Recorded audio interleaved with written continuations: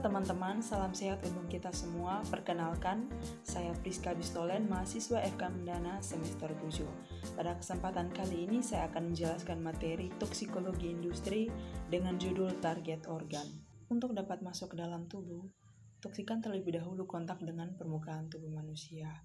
Toksikan dapat masuk ke dalam tubuh manusia melalui udara, tanah, air permukaan, dan air tanah.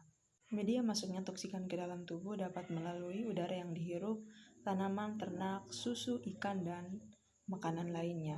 Sementara di tempat kerja, toksikan dapat masuk ke dalam tubuh melalui inhalasi dan kontak kulit. Yang pertama, toksikologi ginjal. Ginjal memiliki fungsi esensial untuk mempertahankan kehidupan dengan cara eliminasi metabolit melalui urin, khususnya eliminasi nitrogen dari metabolisme protein, dan mengatur homeostatis. Sementara itu, ginjal pun memiliki beberapa fungsi lain yang sangat penting, yaitu membentuk sel darah merah, mengatur tekanan darah dengan fungsi absorpsi dan ekskresi. Lokasi kelainan dalam ginjal yang ditimbulkan toksikan bervariasi. Faktor yang berhubungan dengan terjadinya seleksi lokasi tersebut belum jelas betul, namun sebagian dapat dijelaskan dengan adanya perbedaan antar lokasi seleksi dalam hal aliran darah, transportasi, dan akumulasi toksikan. Mekanisme terjadinya kelainan ginjal dapat berupa mekanisme biokimia. Yang berikut toksikologi hati. Kan organ terbesar yang ada dalam tubuh manusia, di dalam hati terjadi metabolisme yang kompleks. Proses metabolisme yang terjadi di hati dapat berupa detoksifikasi dan bioktifikasi. Hati merupakan organ sasaran dari banyak toksikan yang telah diketahui. Mekanisme toksikan. Hati merupakan organ yang rentan karena posisi hati yang unik di dalam sistem sirkulasi tubuh, yaitu yang pertama, hati menerima porsi besar darah dari venous return dan menyaring darah dari tubuh bagian bawah ginjal, limpa, dan sistem pencernaan.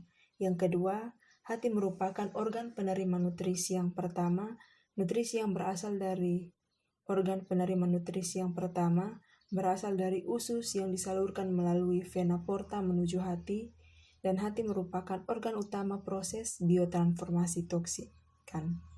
Dalam metabolisme toksikan, hati memegang peranan yang sangat penting, di mana hati merupakan organ tempat di mana sebagian besar metabolisme toksikan berlangsung.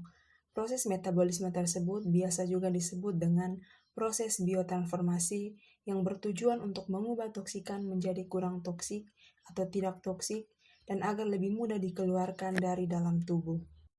Proses biotransformasi merupakan salah satu proses yang terjadi di dalam hati dalam metabolisme toksikan, di mana hati memegang peranan yang amat penting. Karena fungsinya sebagai tempat metabolisme, sebagian besar toksikan, hati menjadi lebih rentan mengalami kerusakan. Kerusakan tersebut antara lain, yang pertama perlemakan hati, yang merupakan kondisi terjadinya akumulasi. Pelemakan hati merupakan kondisi terjadinya akumulasi lemak, terutama trigliserida di dalam hati. Yang kedua, kolestasis, yang merupakan kondisi kerusakan fungsi hepatobiliar hati. Yang berikut, nekrosis, yang merupakan kondisi kerusakan sel hati. Ia mengalami kerusakan yang berakibat pada kematian sel hati. Yang berikut, toksikologi kulit. Kulit pada tubuh manusia berperan sebagai pemisah antara lingkungan internal tubuh dan lingkungan eksternal. Selain itu, kulit juga merupakan salah satu pintu masuk toksikan. Toksikan yang berhasil masuk dalam kulit mengalami proses distribusi ke seluruh organ tubuh hingga muncul efek yang sistemik. Kulit pada tubuh manusia terbilang cukup bervariasi, mulai dari kulit kepala hingga kulit pada telapak kaki. Perbedaan tersebut akan menimbulkan reaksi yang berbeda pada setiap kulit yang berbeda lokasi apabila terjadi kontak dengan toksikan.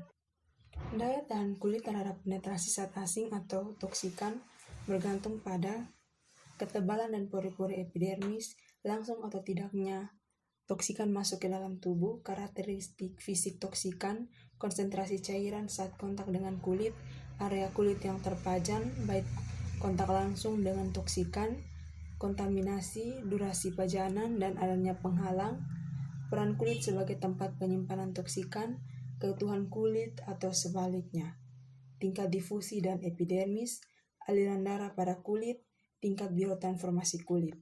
Selanjutnya, toksikologi sistem pernafasan. Sistem pernafasan merupakan pompa udara dengan fungsi utama untuk menyuplai oksigen ke seluruh sel tubuh dan mengangkut karbon dioksida keluar dari tubuh. Sistem pernafasan memiliki berbagai macam fungsi penting bagi tubuh manusia. Apabila sistem pernafasan tidak berfungsi dengan baik, pertukaran gas di dalam tubuh tidak dapat berjalan dan akan berbahaya bagi tubuh manusia. Berikut ini adalah beberapa fungsi sistem pernafasan tubuh manusia, antara lain pertukaran gas, pertahanan terhadap toksikan, proses biotransformasi menggunakan enzim sitokrom, ekskresi toksikan melalui mekanisme ekspirasi, pengaturan kadar angiotensin, amin biogenik, dan prostalaglandin. Proses respirasi ini dalam paru-paru terbagi menjadi 3 tahap, dan yang berikut ventilasi yang terdiri atas inspirasi dan ekspirasi. Selanjutnya, toksikologi sistem reproduksi. Sistem reproduksi memiliki banyak fungsi penting bagi kehidupan manusia. Fungsi sistem reproduksi pada laki-laki berbeda dengan sistem reproduksi pada wanita. Berikut beberapa fungsi sistem reproduksi manusia. Pertama, interaksi dan koordinasi para sistem, baik sistem neuroendokrin, organ seksual, kelenjar aksesori, maupun sistem saraf pusat. Yang berikut, sistem reproduksi wanita berfungsi untuk oogenesis atau pembentukan sel telur atau ovum. Yang berikut, sistem reproduksi laki-laki berfungsi untuk spermatogenesis atau pembentukan sel sperma, ekresi dan ejakulasi. Dan yang berikut, konsepsi, kehamilan dan perkembangan janin. Berikut adalah efek dan toksikan organ reproduksi. Efek dan gangguan reproduksi yang dapat timbul pada pekerja wanita cukup bervariasi, antara lain gangguan menstruasi dengan toksikan antara lain anilin, benzena, kloropren, merkuri, anorganik. Dan yang kedua, aborsi atau infertil dengan toksikan penyebab aborsi atau infertil antara lain gas anestesi, anilin, arsen dan benzema, serta timbal dan sitotoksik. Yang berikut, pertumbuhan janin terhambat atau berat badan lahir rendah.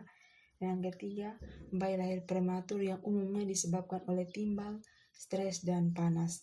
Dan yang berikut, teratogenik atau disebabkan oleh heksakloropen, radiasi, merkuri anorganik, dan vinyl klorida. Yang berikut, kematian ibu yang disebabkan oleh berlium, benzena, keganasan yang disebabkan oleh DES atau virus hepatitis B.